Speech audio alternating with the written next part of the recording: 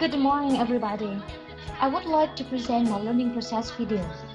I work with 11th grade students, or we commonly call them as junior students.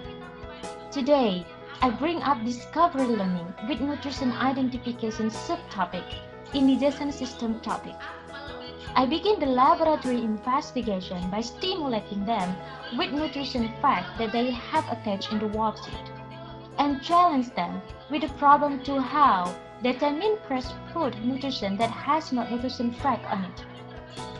I also involve them to know why we have learned this and how this learning is supposed to be great.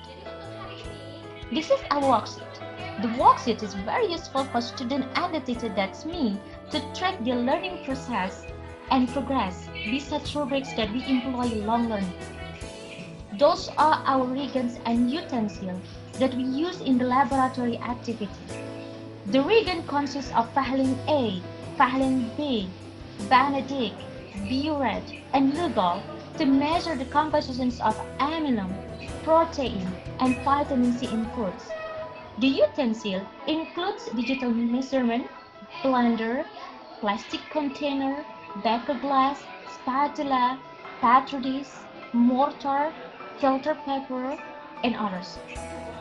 This is the way of the student to describe the material, chemical substance or reagent and the procedure that they will use and do to check the nutrition composition descriptively.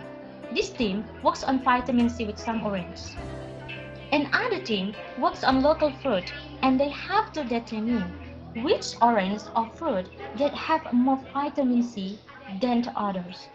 Those fruits are local fruit that they picked from garden or buy in the market with a cheap price. This is very common food that we consume every day. This team will determine the amylum on some food such as kind of flavor and grains that are also available in store and in cheap price. They have to identify which food that have more sugar than others. The rest of them work on protein identification among kinds of eggs and egg treatment, such as boiled or not boiled. They have to generate comparisons of protein quantity among those experiments. Later on, they use some utensil to extract, squeeze, stir up, measure, mixture to collect the data of nutrient quality. The data collection method is observation. They have to see the color changings for every food after poured with the reagent in the experiment. The data will be organized in table and graph to see the differentiations among those kinds of foods. In the following days, they have to analyze the result with previous information from textbook or internet that obviously not really exist in the school. Yes, they have to write them after by a couple of minutes or maybe an hour, depends on the distance from the house to figure the internet out. Then, based on the data and data analysis, they design the poster to present the result since we have no computer and projector to present.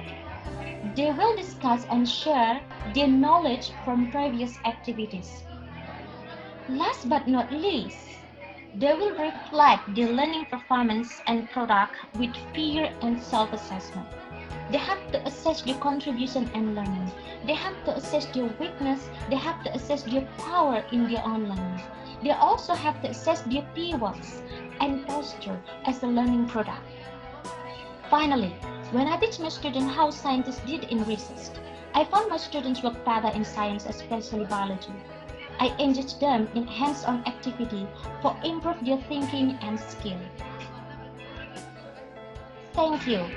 I hope it will inspire you all to create your classroom even better.